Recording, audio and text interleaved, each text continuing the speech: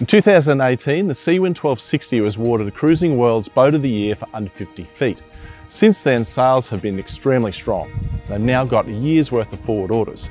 So today we've got a very rare gem. We've got a late model Seawind 1260 that we're going to get a full boat tour with owner Warwick. G'day Warwick. Brent, how you doing? Look forward to seeing you. Yeah. Let's go for a boat tour.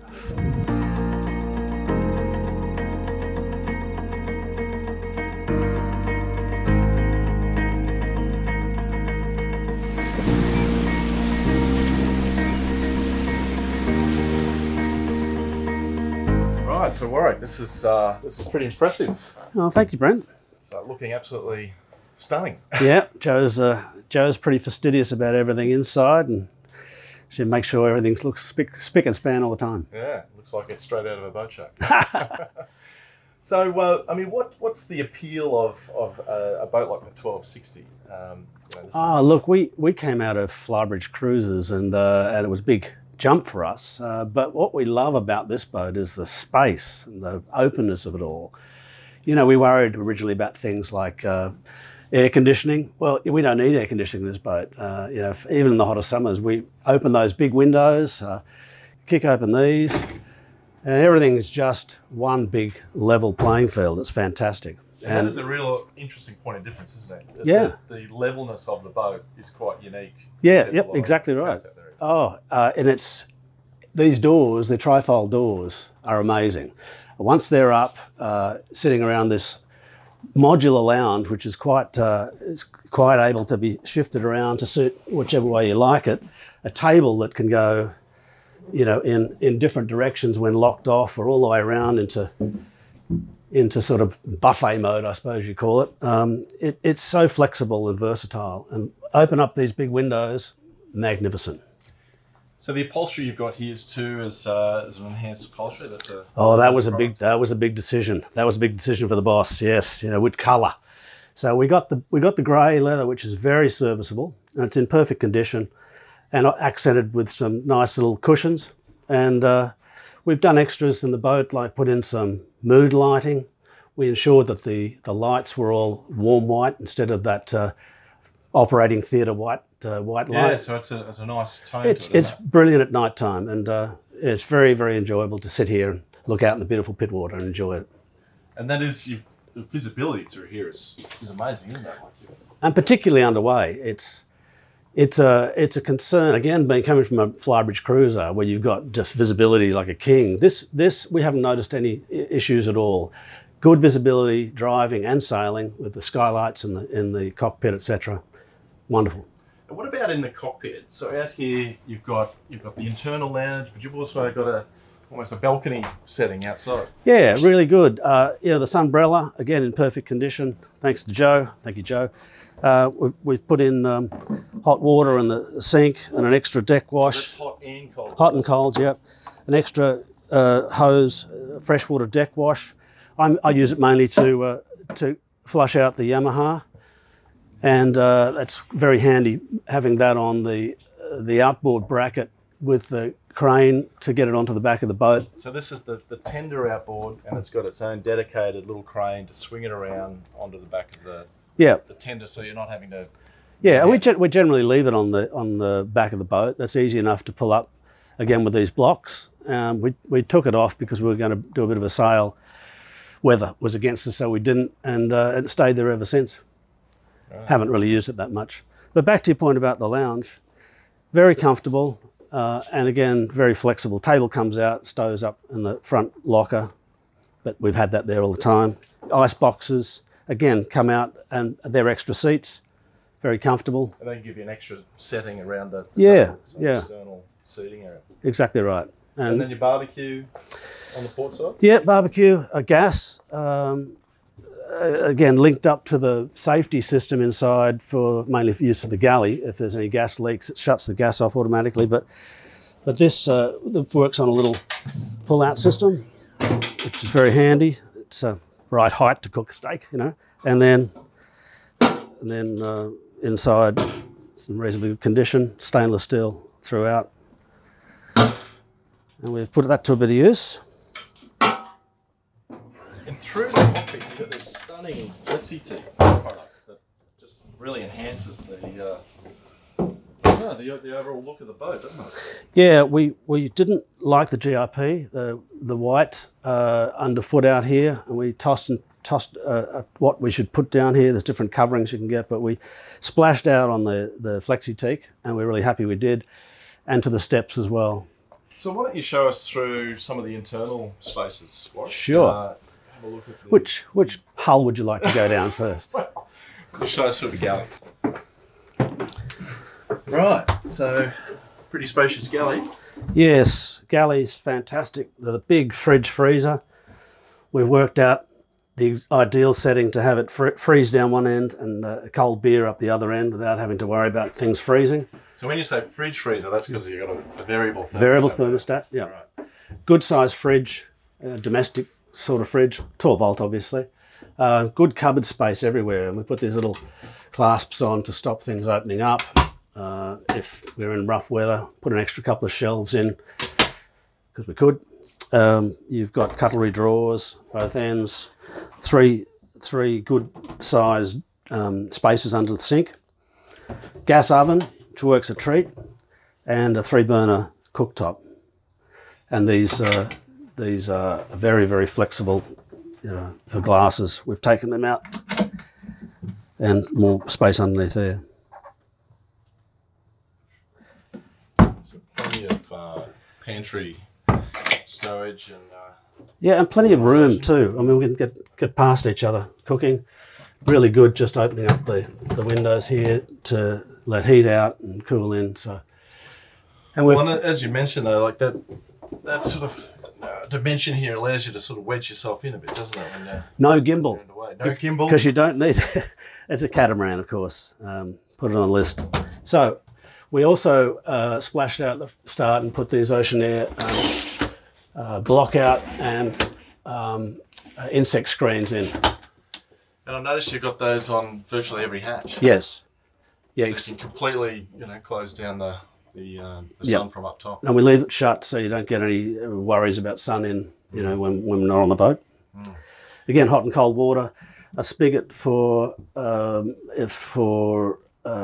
water. Filtered fresh water. Filtered fresh water, yep. Drinking water. Yep. Right. Filter's just been replaced for this year. And of course, the built-in microwave? Yeah, flatbed microwave, which is good. So plenty of space. Looks small, but it's higher than the ones with the turntable. So you can fit quite a large thing in there. Also, the good thing about this vessel, we upgraded the batteries, the house batteries. We've got 630 amp hours. And with the 2000 watt inverter, we can run a toaster, electric toaster, coffee machine. All important coffee machine. All important coffee machine.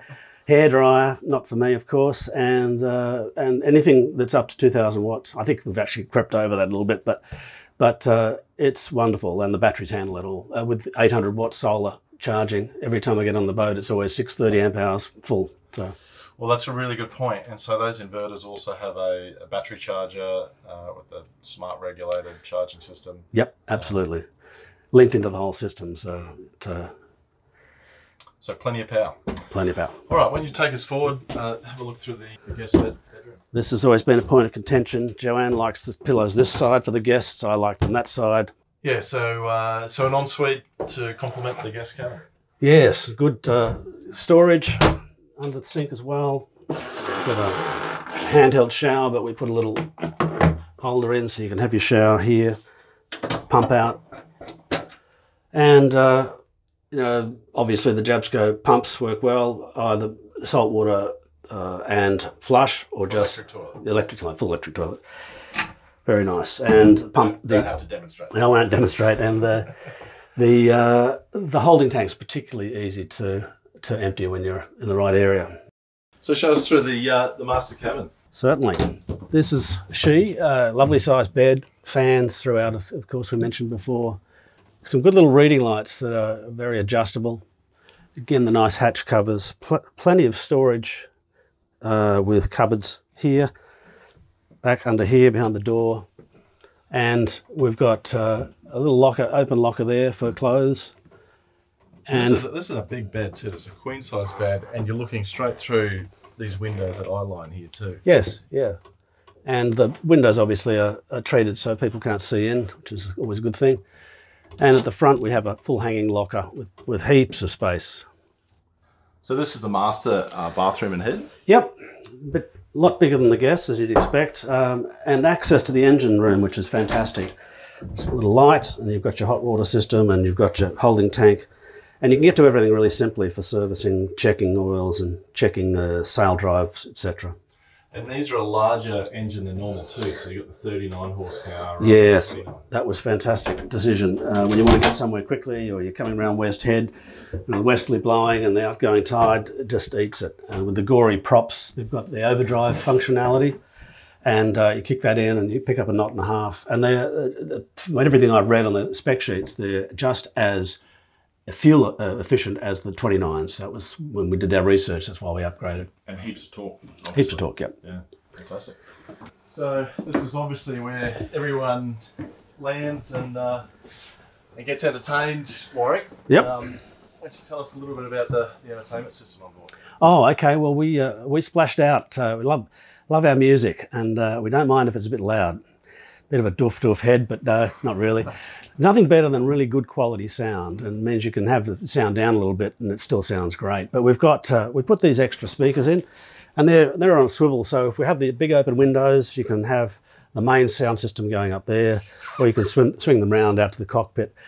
They're supplemented by these standard ones, which are still Fusion, very good speakers. We've got a 10-inch subwoofer underneath there, and a big Fusion amp that drives that system, other amps for the cockpit speakers. And then you've got a big, 32-inch television? Yeah, we upgraded to the 32-inch, and that's just at the right angle, particularly on the day bed. That's Joanne's spot.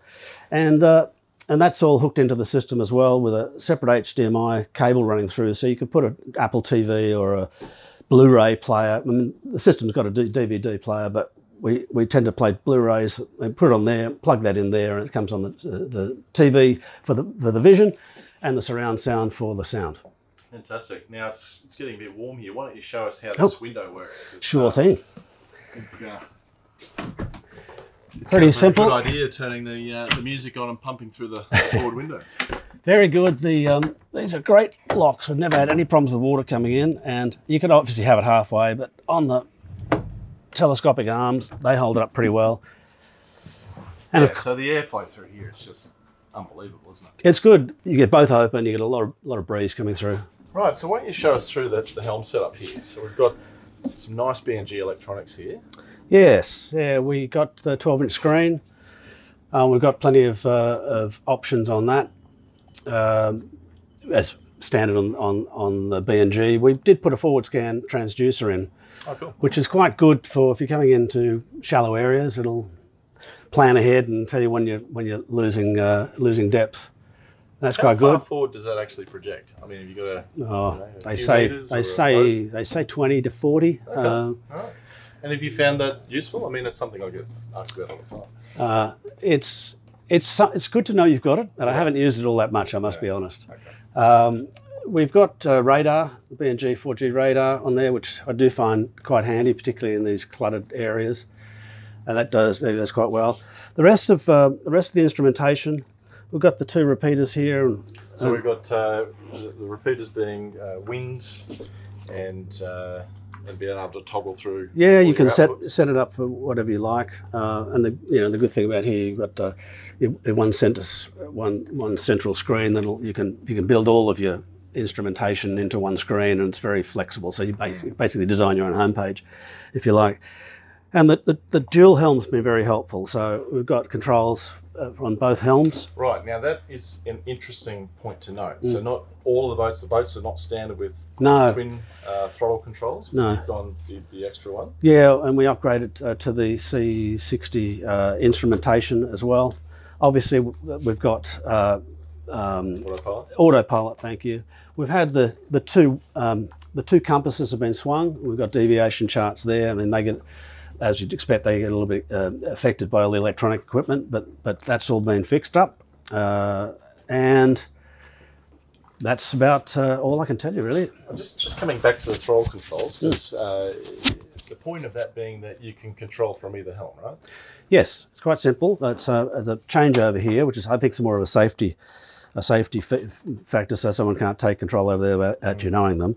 You spin that around and then all your controls are now here. But you can steer without having to do that. You can steer at any helm. So if you're rushing over to pull a sail in, you've got control of the boat from both helms. But the point being that if you want to come along a starboard side tie-up, yes, you can do that with full visibility. Absolutely, yeah. Yeah, that's neat. You also have a anchor chain counter, I see. Yes, we upgraded the anchor chain length to 80 metres. I think the standard is 55 or something like that.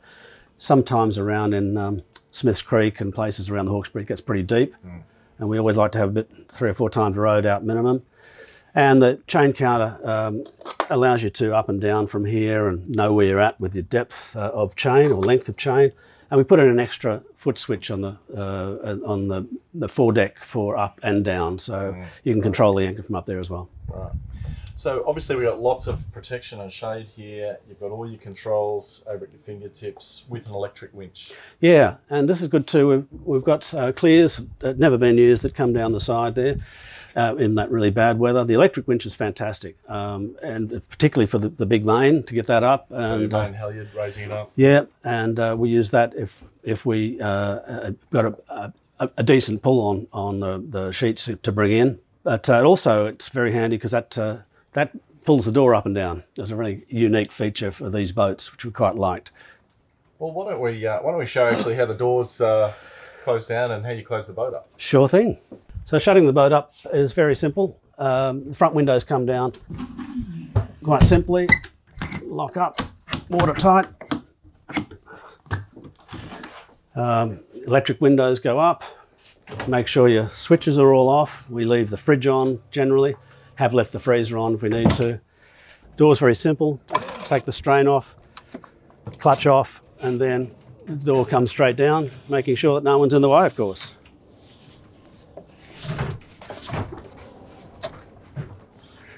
Hook comes out.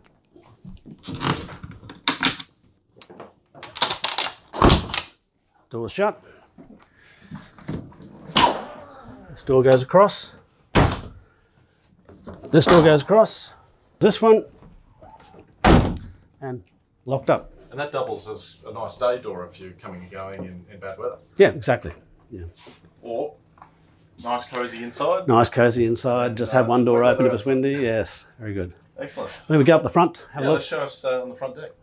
Yeah, really good getting up on the decks here. A couple of steps, and you're right in the action. Nice wide decks. It's quite flat, so you can move around pretty easy. Easy to get up on the top as well.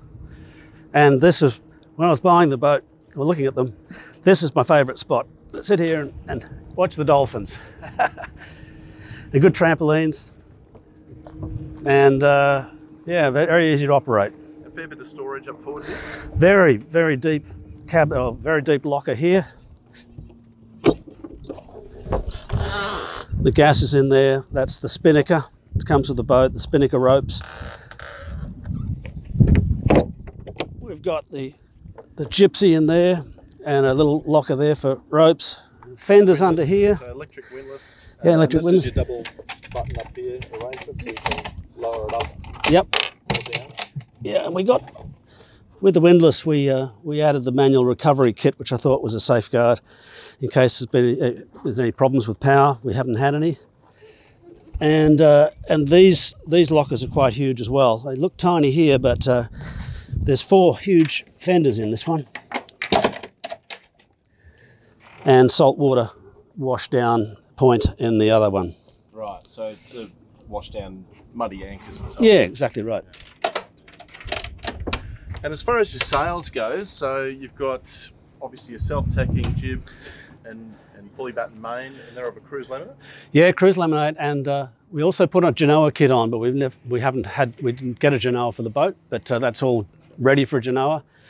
And there's the neat little self-tacking jib extra, which allows you to hold back your rope without having to come up and unbuckle the cars. Yeah, that's important to point out. So that controls your clue or your traveller control for the jib. So if you're sailing to windward, you can bring it in. Yes. The breeze, you can let it out, or from the cockpit. Yeah. So without having to come up and undo the cars, they just open up straight away, and it's all done down near the helm. And I noticed a spinnaker bag in there.